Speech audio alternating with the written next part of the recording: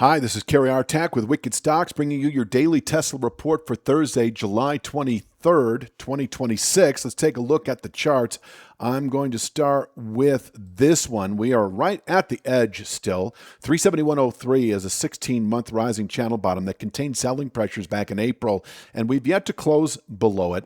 Until we do, this market can indeed continue north, not only to 433.77, let's just call it the low 430s over the next 3 to 5 weeks, but onward and upward as we continue into later year. By the end of the year, 546.67 wouldn't surprise me. That is a long-term 6-year channel top that we really don't show properly on today's newsletter, but nonetheless, big 6-year channel resistance able to contain annual highs. But for right now, we're still locked in this wedge. 371.03 is the base, and if settled below tomorrow, Friday, at the end of the week, by a full 1% margin, that is 367.62 settlement on Friday or lower, we enter a significant long-term sell signal that should, by the end of September, yield 303.17. And over the next 3 to 5 months, present volatility is relatively reduced in summer trade, but that can spike as we move into September, October, November. 227.27, I think, is the ultimate objective. Were we to close below this structure tomorrow, that is a 367.62 weekly settlement or lower. Now, as I've been saying all along, there's a descending channel bottom at 357.46.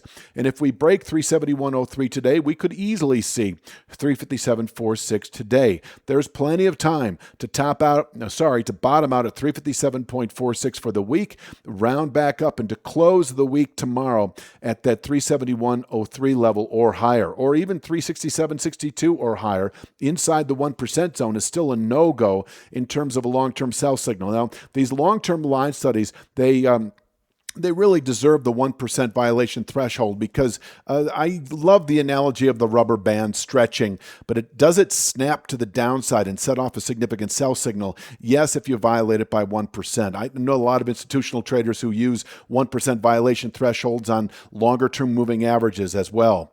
Let's take a look at the upside. Let me continue with the downside just once, and that is to say that if today, and I don't see this happening, we were to close below 357.46, now you've got I think that validates the very likelihood that we will indeed close tomorrow below that 371.03 level by the full 1% margin. So if we close today below 357.46, that is an aggressive go with to the downside, playing the short side down to the 303.17 formation by the end of September. And within 3 to 5 months, we could see 227.27. But until then, you are long, presumably, as we continue to plot along the low 370s support. Now, upside, let's just jump to the day itself.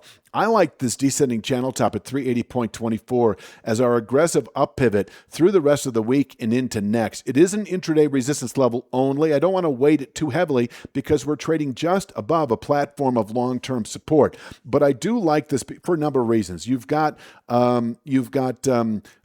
Monday's trade. That's the wide range day for the week. Inside day Tuesday, inside day Wednesday. If we push through 380.24 today, that would be above yesterday's 380.17 high. So you're now disrupting that sort of that narrowing range, inside day that disrupts, that pivots the market aggressively north. 397.87 with earnings and such coming out. We could see that today, 397.87, where we could top out for the day. Now, in terms of our aggressive up pivot into August, we've made the adjustment with the extreme channel top at 407.05. And so closing today above 380.24, I do think there's a solid case to be made for 407.05 by the end of next week. I think there's a solid case for 407.05 anyway by the end of next week, as long as we don't close below 371.03, because we are now coming off of long-term support again that does maintain 407.05 as a 1 to 2 week target. And yes, 433.77, as I've said, as a 3 to 5 week objective above 371.03. And if we can close, over the next I don't know, week or two above 407.05, 433.77 becomes a 1 to 2 week target where we could top out through August into September, fall back into the low 370s and continue filling this wedge out as we move into the month of September. Yeah, I think that pretty much covers it. I'm going to leave it at that for Thursday's Daily Tesla Report, and you have a great day. If you're finding value in this analysis, it's only a glimpse of what we offer. Your real trading edge starts at wickedstocks.com. Each week, premium members receive 2 high-probability stock picks. Each one comes with a complete trade plan, including exact entry, profit target, stop loss, and regular updates so you can manage the trade with confidence. You'll also get daily video analysis in the top traded markets, the SPY, the Triple Q, and NVIDIA, highlighting the key price levels, trends, and trade setups we're focused on. Whether you're day trading or swing trading, these insights help you zero in on the highest quality opportunities with clarity. Start your 2-week free trial and trade with clarity from day one.